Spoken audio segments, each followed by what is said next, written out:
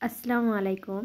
আমার দ্বাদশ শ্রেণীর ছাত্রছাত্রীরা, তোমাদের জয়দেব সরকেলের লেখা উচ্চ মাধ্যমিক অর্থনীতি বইটির নবম অধ্যায়ের অনুশীলনীর মার্কস 1-এর সত্য মিথ্যা এবং শূন্যস্থানের সমাধান দেওয়া হলো।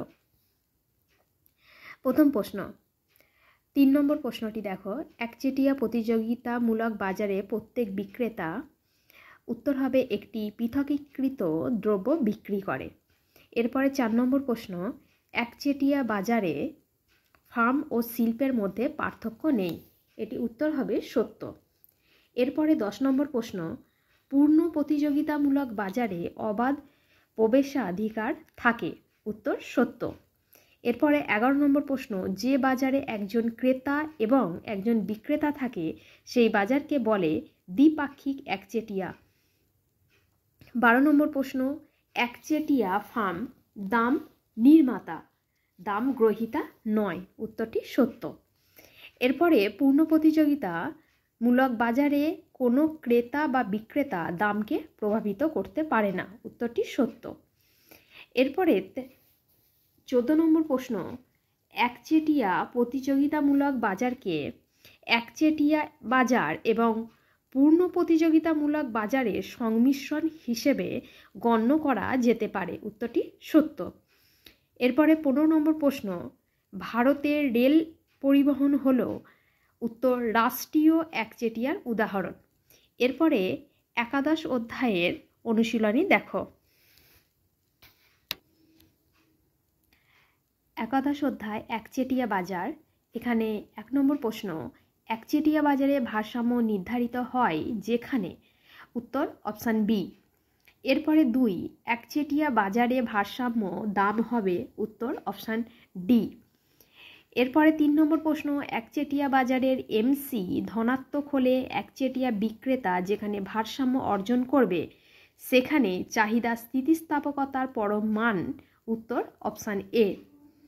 4, লার্নারের সূচকের মান ড্যাশ থেকে ড্যাশের মধ্যে থাকে। উত্তর অপশান এ। 5 নম্বর প্রশ্ন, একচেটিয়া ক্ষমতা পরিমাপ করার জন্য লার্নারের সূচকের সূত্রটি হল, উত্তর অপশান এ। 6 নম্বর প্রশ্ন, স্বল্পকালে ভারসাম্য অবস্থায় একচেটিয়া বিক্রেতা ড্যাশ মুনাফা অর্জন করে। উত্তর অপশান বি। 7 নম্বর প্রশ্ন, নিচের কোনটি একচেটিয়া বাজারের বৈশিষ্ট্য নয়। উত্তর অপশান সি।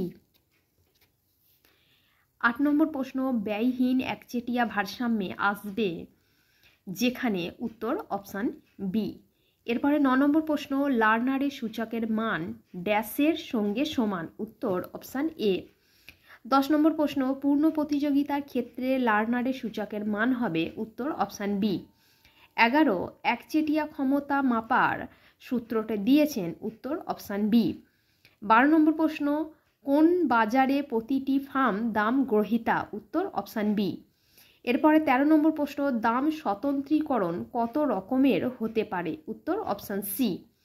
14 নম্বর, দাম স্বতন্ত্রীকরণের ক্ষেত্রে যে বাজারের চাহিদার স্থিতিস্থাপকতা কম সেই বাজারের দাম ড্যাশ হবে। উত্তর অপশান বি। এরপরে 15 নম্বর প্রশ্ন, দুটি বাজারের মধ্যে দাম স্বতন্ত্রতা সর্বাধিক লাভজনক হবে যখন। উত্তর অপশান সি। এরপরে 16 নম্বর প্রশ্ন, কোনো চিকিৎসক বিভিন্ন রোগীর কাছে বিভিন্ন ফি আদায় করলে এটি হবে ড্যাশ দাম স্বতন্ত্রীকরণের উদাহরণ। উত্তর অপশান বি।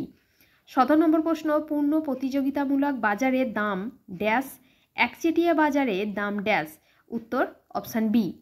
18 নম্বর প্রশ্ন, একচেটিয়া ফার্ম যেখানে ভারসাম্য অর্জন করে সেই বিন্দুতে এমসি রেখা। উত্তর অপশান এ।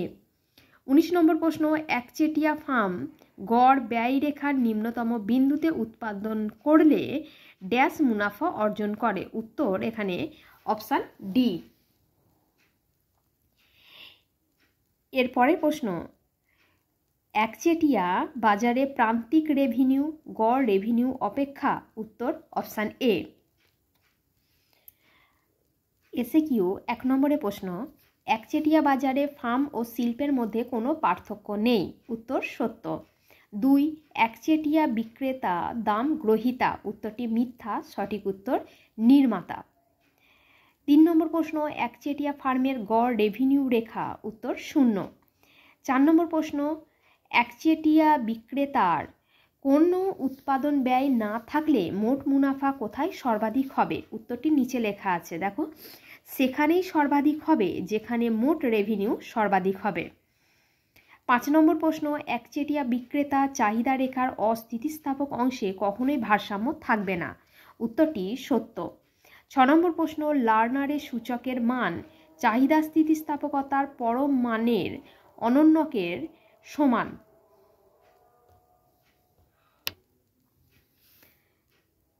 এরপরে প্রশ্ন 7 নম্বর, একচেটিয়া বাজারের ভারসাম্য অবস্থায় চাহিদা স্থিতিস্থাপকতার মান এক অপেক্ষা কম হতে পারে না। উত্তরটি মিথ্যা। এরপরে প্রশ্ন 10 নম্বর প্রশ্নটি দেখো, একচেটিয়া বাজারে দাম প্রান্তিক ব্যয় অপেক্ষা, উত্তর বেশি হয়। এরপরে 13 নম্বর প্রশ্ন, একচেটিয়া বাজারে দাম প্রান্তিক ব্যয়ের সমান, উত্তর মিথ্যা। 14 নম্বর প্রশ্ন, প্রতিরক্ষার সাজ সরঞ্জাম উৎপাদন ড্যাশ একচেটিয়ার উদাহরণ। উত্তর হবে পরিবহন।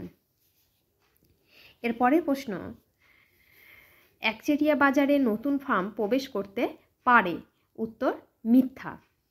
16 নম্বর প্রশ্ন, একই ধরনের চাহিদা ও ব্যয় অপেক্ষক থাকলে একচেটিয়া বাজারের দাম পূর্ণ প্রতিযোগিতামূলক বাজারের দাম অপেক্ষা বেশি হবে। উত্তর সত্য। এরপরে 17 নম্বর প্রশ্ন, একচেটিয়া ফার্মের ক্ষেত্রে সকল সময়েই দাম প্রান্তিক রেভিনিউ অপেক্ষা, উত্তর কম হবে।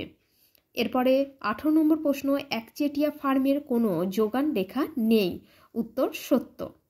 19 নম্বর প্রশ্ন, পূর্ণ প্রতিযোগিতামূলক বাজার এবং একচেটিয়া বাজার উভয় ক্ষেত্রেই সর্বাধিক মুনাফার জন্য MR সমান MC হওয়া দরকার। উত্তরটি সত্য।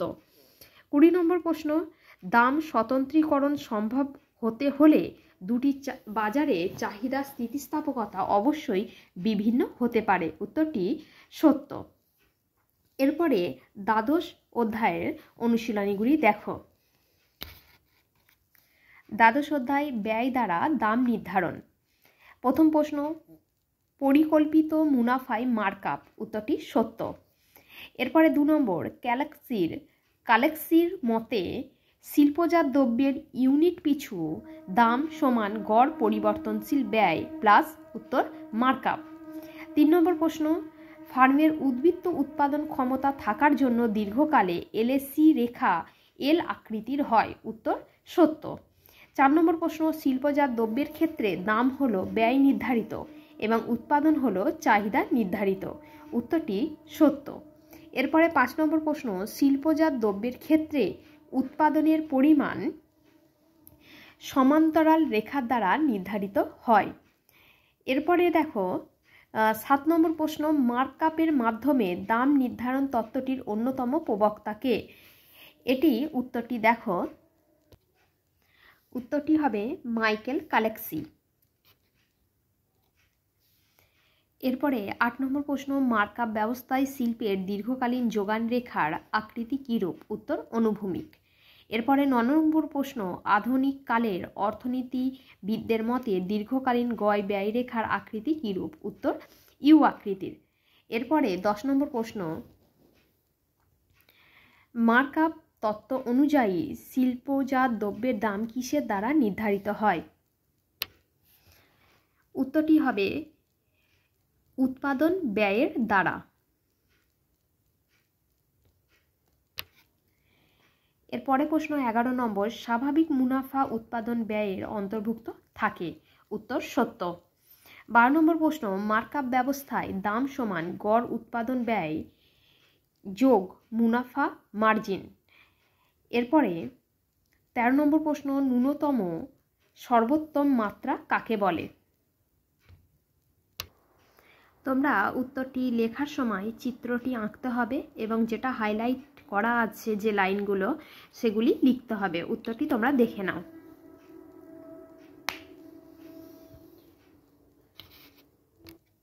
এরপরে প্রশ্ন 14 নম্বর, শিল্পজাত দ্রব্যের দাম নিরূপণে চাহিদার কোনো ভূমিকা নেই। উত্তরটি মিথ্যা।